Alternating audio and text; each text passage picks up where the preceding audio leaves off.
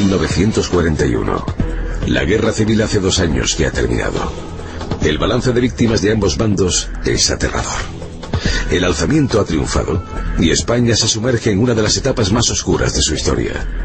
Es la España del hambre, de la reconstrucción, pero también la del odio y la represión. Fontanosas, un pueblo tranquilo enclavado en la comarca del Valle de Alcudia, en Ciudad Real, se ha librado de contemplar el horror de la guerra. La línea de frente más cercana se encontraba al otro lado de las sierras. Geográficamente es declarada zona republicana, pese a que los vecinos nada saben de política. Lo único que les importa es sobrevivir al hambre. Sin embargo, aquel horror lejano no tardaría en tocarles a ellos también.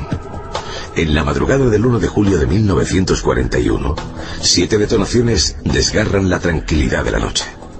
El tiempo se detiene, al igual que la vida de 7 campesinos que acaban de ser ejecutados.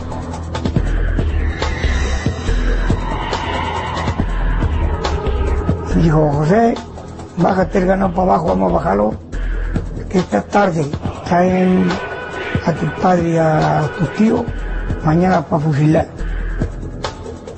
Entonces yo me acuerdo exacto como lo estoy contando. José Escribano, conocido cariñosamente en el pueblo como Joseillo, apenas había cumplido los 7 años, y aquella noche perdió a 5 miembros de su familia, entre ellos a su padre y su hermano Francisco Escribano. Lo acusaron porque eran compinches de la sierra, los maquis, como quisieran decir entonces. Y no, eso, pues mis padres no eran compinches ni todos los compañeros que había. Los fusilados fueron acusados de colaborar con los maquis, con las cuadrillas de maquis que había en la sierra, sí. Porque ellos vivían precisamente en el campo y tenían cabras y tenían que estar todo el día con las cabras en el monte y bueno, se encontrarían con ellos, pero el que se encuentre con ellos no quería decir que colaboraran. Los maquis, o los fugados de la sierra como se les conoce aquí, habitaron estos montes al menos hasta bien entrados los años 50. Al finalizar la guerra, muchos disidentes del régimen, para evitar ser ejecutados, huyeron y se instalaron en cuevas alejadas de los pueblos, como si fueran alimañas. Por la actividad y gran número de maquis en la zona, un destacamento de militares de reemplazo se queda un par de meses en el pueblo. Los vecinos son forzados a alojarles en sus casas. Como una ironía del destino, estos militares recién llegados serían los que ejecutaran a los 7 vecinos del pueblo que les daba cobijo. Este sería el caso del soldado Benito, que apretó el gatillo aquella fatídica noche. Poco después, murió envuelto en la pena y la culpabilidad. Y yo, como me acuerdo de aquel hombre, pues bien, un hombre fuerte, recio, dice: patrona, esto me cuesta la vida. Pero Benito, si tú no te das culpa, dice que no, señora patrona, esto me cuesta a mí la vida. Aquellos jóvenes cuya única culpa sería la de estar cumpliendo el servicio militar, apretaron el gatillo cumpliendo órdenes, pero sin olvidar que habían convivido día a día con aquellas gentes de bien. De no hacerlo, seguramente correrían la misma suerte. Joseillo, nuestro protagonista, recuerda que unos años más tarde, estando en casa de su tía Ana María, sucedió algo insólito, algo sencillamente increíble. Joseillo, siendo ya un adolescente, presencia la escena. Su tía Ana María entraba en una especie de trance cada vez que uno de los familiares fallecidos le venía a hacer una visita. El fantasma de Francisco Escribano, uno de los fusilados y hermano de Joseillo, se le aparecía para transmitirle un mensaje de consuelo y reconciliación desde el más allá.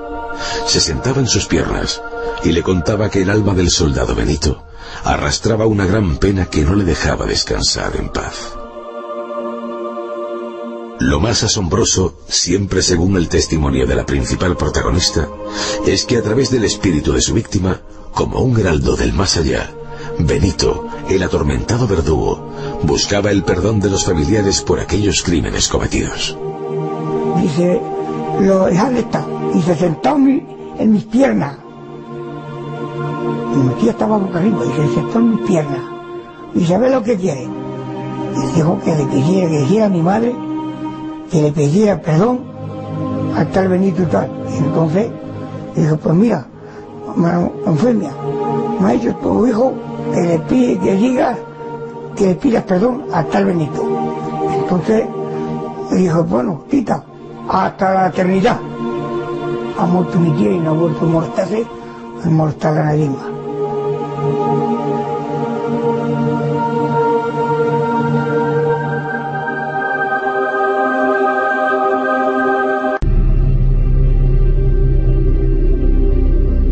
Esta historia no tendría más importancia que la anécdota si no fuera porque unas décadas más tarde, Emilio Valiente, alcalde de Fontanosas, recibió una carta anónima remitida desde Barcelona con fecha de 16 de abril de 2004.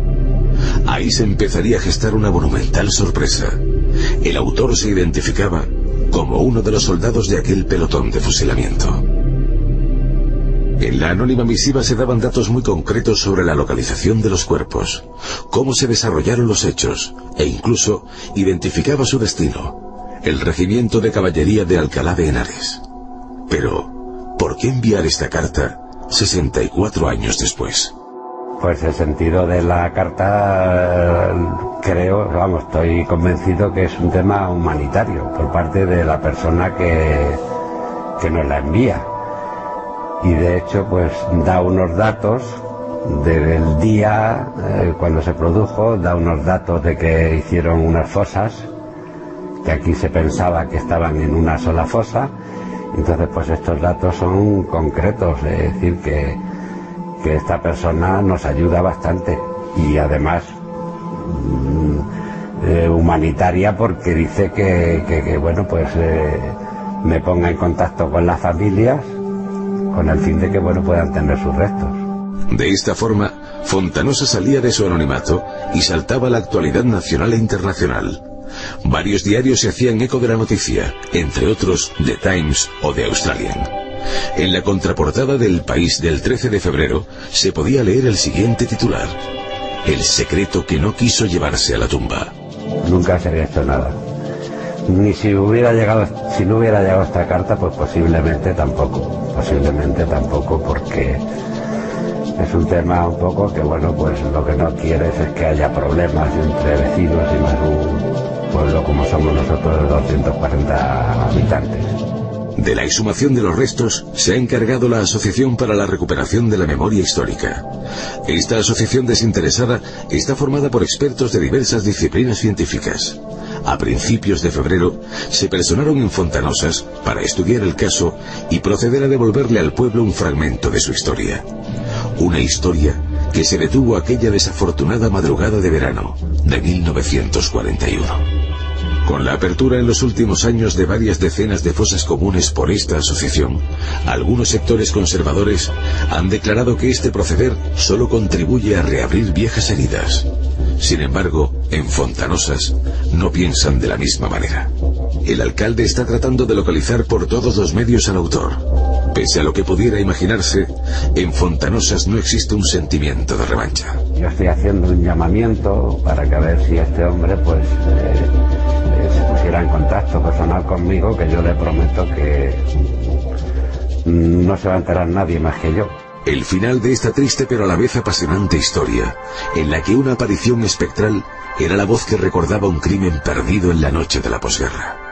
Un recuerdo etéreo que seguía ahí, en mitad de un dolor viejo y angustioso, que a buen seguro, a lo largo de la guerra civil, compartieron personas de toda condición, bando e ideología.